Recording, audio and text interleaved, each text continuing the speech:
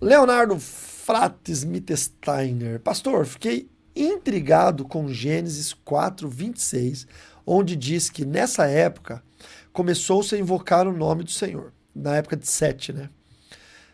Isso significa que antes as pessoas tinham perdido completamente o trato com Deus? Não, significa o início do culto.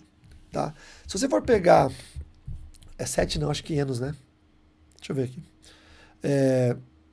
Se você pegar a história da Gênesis, até eu vou dar um estudo amanhã sobre isso, que é bem, bem legal. Gênesis 4:26, é isso? 7. E depois, 7, que teve um filho, chamou Enos, né? Foi nesse tempo que começou a invocar o nome do Senhor.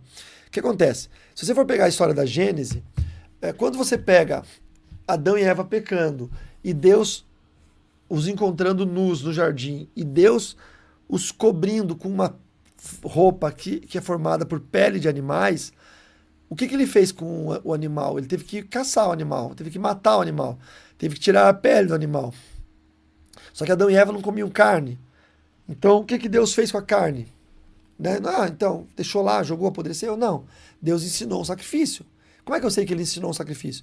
Porque quando Caim e Abel foram oferecer sacrifício para Deus, Deus aceitou o sacrifício de Abel, que era um cordeiro, que foi imolado em sacrifício no altar, mas não aceitou o sacrifício de Caim, que eram verduras, legumes, o fruto da terra.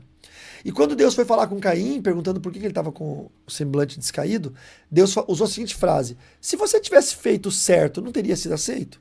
Então, por que Deus tinha um parâmetro de certo e errado? Porque já havia ensinado aquela família como era o certo de se adorar, que era com um cordeiro imolado.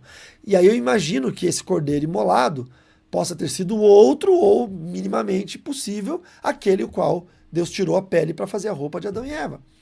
Mesmo que não fosse um outro, mas Deus ensinou o sacrifício. Mas a gente sabe que houve esse hiato de tempo, depois de Caim ter matado Abel, que o povo estava desviado. Enfim, os filhos de Adão saíram do jardim.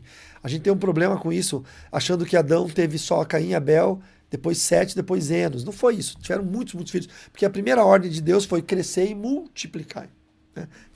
Criar múltiplos de homem e de mulher, de Adão e Eva. Se fosse só Adão, Eva, Caim e Abel, nós temos 3 homens, eu vou falar em linguagem biológica, 3 machos em idade reprodutora e uma fêmea em idade reprodutora. E aí vai multiplicar como? Se não houvesse o incesto, se não houvesse outros filhos, como que multiplicariam? Como que Deus daria uma ordem impossível para um casal que teve 2 meninos que não se multiplicam? Cromossomo XY com cromossomo XY não multiplica. Então é óbvio que eles tiveram muitos filhos e filhas, porque a ordem de Deus era crescer e multiplicar. Adão e Eva foram tendo vários filhos. Amanhã eu vou fazer um estudo sobre isso, que vai entrar no projeto Chapecó. Não percam, tá bom? Então não tem nada de intrigante. É que ali em Gênesis 4:26 foi o início do culto. Começou o culto a Deus com a liturgia que Deus havia ensinado a partir de Gênesis 4:26.